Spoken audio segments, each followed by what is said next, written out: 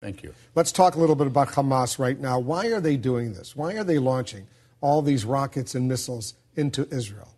Well, I think you have to look at the situation, Wolf. This all started in October 23rd when the Israelis killed Palestinians on the border and Hamas or other factions in Gaza. You have to remember there are other factions in Gaza who are also operating, not necessarily under the control of Hamas, retaliated by firing missiles, and then Israel attacked again, killed 5 more Palestinians, and then 2 days ago they took out the military commander of Azzuddin al-Qassam, which is the military wing of Hamas. So there have been rockets coming in all year. This is true. I mean, there has been this cycle of violence back and forth between the two sides, but I think the recent escalation, you have to really look at the progress of events in Gaza since October 23rd.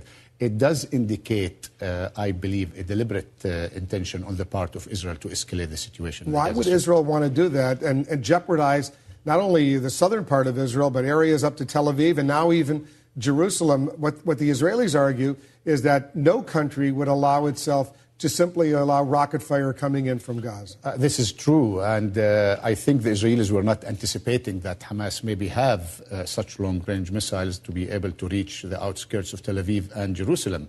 This escalation of violence is not going to serve anybody's interest. I think there are civilian deaths on the part of the Palestinian side, 24 so far, 200 wounded. The Israelis also, 3 killed there. I don't think that the escalation is going to serve anybody's interest. But Israel must understand that the only way to stop the hostilities and the violence is to try to deal with the root causes of this conflict. What is Iran's role in all of this? Because there's a lot of suspicion some of these missiles are Iranian provided to the Palestinians in Gaza, that Iran wants to divert attention from its own nuclear program from Syria, and as a result has allowed this situation to escalate. Palestinian rockets coming into Israel, Israeli retaliation. Well, I can't really confirm whether the Iranians are the party who are providing weapons to the Gaza Strip. I heard some reports earlier that some of it came from Libya through the Sinai Desert. There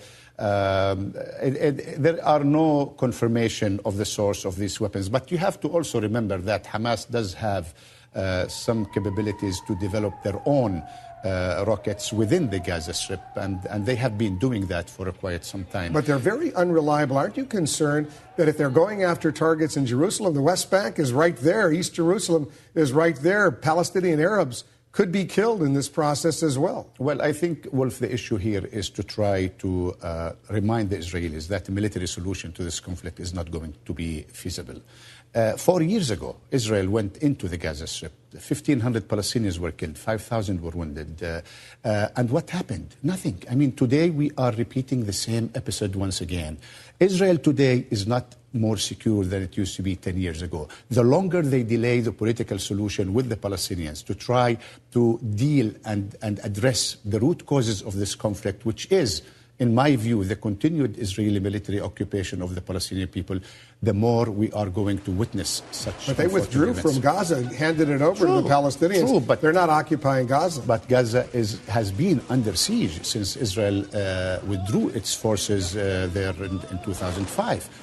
Nobody can leave the Gaza Strip. 1.8 million Palestinians are under siege. They cannot leave freely or enter the Gaza Strip freely. Israel controls the Gaza Strip. Basically, Israel turned the Gaza Strip into a big jail, big prison. What about the U.S.? Are you satisfied with the role that the Obama administration is playing in trying to ease this crisis? Well, I think the U.S. should play a stronger, more active role. It's not enough to say that we understand Israel's right to defend itself. And it's not fair to compare the situation as two equal parties fighting. Israel has a very, very strong military, and they can really cause a lot of destruction in the Gaza Strip.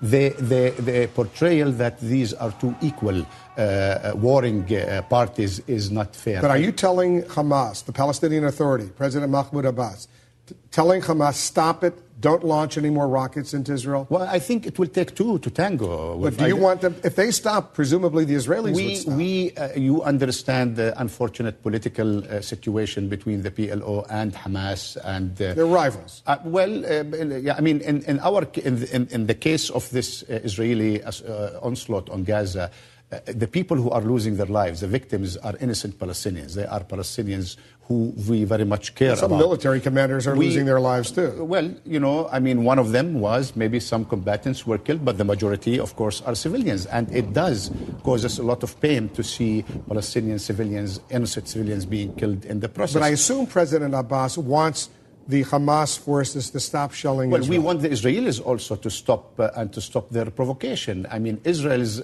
taking out of this military commander on Wednesday. What did the Israelis expect in return from Hamas or from the other factions? Did they expect them to send them a thank you letter?